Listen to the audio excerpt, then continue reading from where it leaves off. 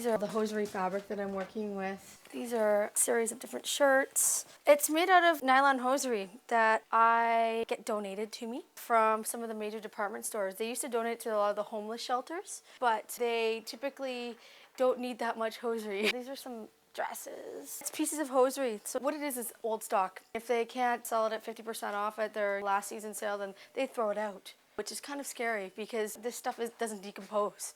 And so what I do is I go through a series of dyeing and printing, and I use low impact dyes as well as non-toxic and water soluble pigments for the silk screening. These are all in process after I've dyed them and silk screened them. At this point, they just need to be sewn.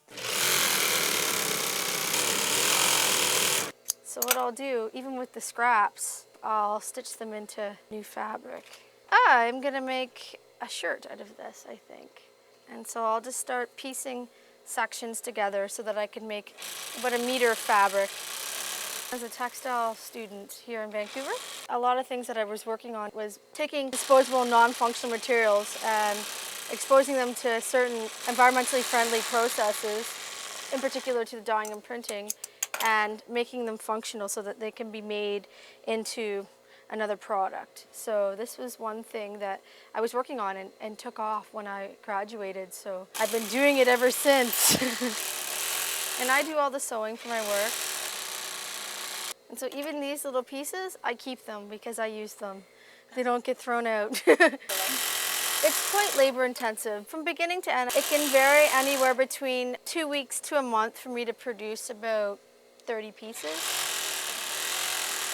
So as you can see, it's starting to become a piece of fabric through all the patchwork. This is something that the patchwork design it's not something I do all the time because I have to sometimes accumulate quite a few pieces.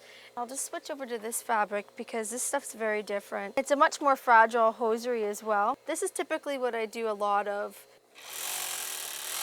What really got me working with this material is because it's designed to be disposable, even when it's not a disposable material. And it is a petroleum byproduct. And through the process of what I'm doing is it's preventing it from ending up in the landfill. I go to a lot of places that sell dead stock.